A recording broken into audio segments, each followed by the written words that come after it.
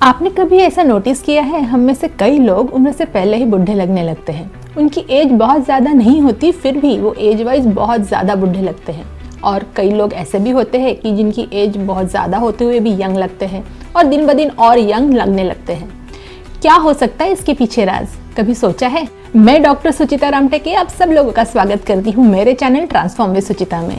आज के दौर में ना मैक्सिमम सभी लोग एक्सटर्नल अपीयरेंस के पीछे पड़े हैं।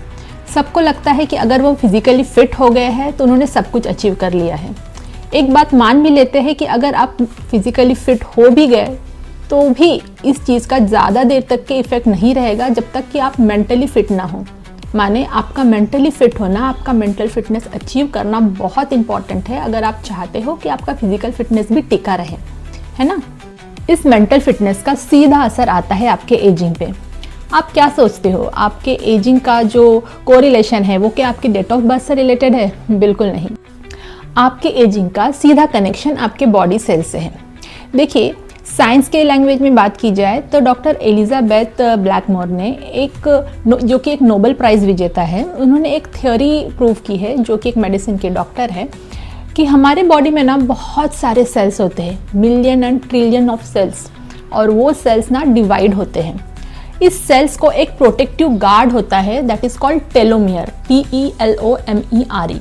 तो ये जो टेलोमियर होता है ना, वो हर एक सेल के ऊपर एक गार्ड का वर्क करता है।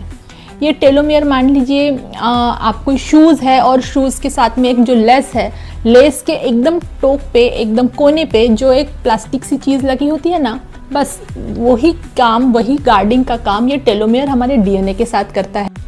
सोचिए, अगर वो शू की लेस जो है, उस पर का जो गार्ड है, जो प्लास्टिक का कवरिंग है, वो किसी कारणवश निकल गया या टूट गया या खराब हो गया, तो जो शू की लेस के जो रेशे हैं ना, वो बिखर जाएंगे, निकल जाएंगे, डिस्टर्ब हो जाएंगे।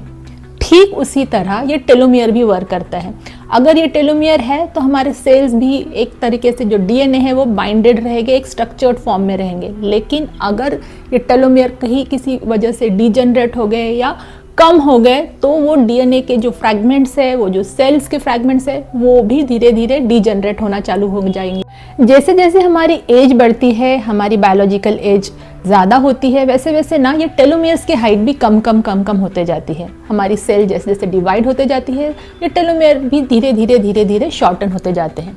बट इन टेलोमियर में ना एक काबिलियत होती है, खास बात होती है, खुद को रीजनरेट करने की, खुद को रिबिल्ड करने की। वो कैसे? अगर आप हैप्पी है, अगर आप बहुत ज़्यादा पॉजिटिव है, अगर आप स्ट्रेस फ्री है, तो ये टेलोमियर ना खुद को अपने आप एक रीजनरेशन के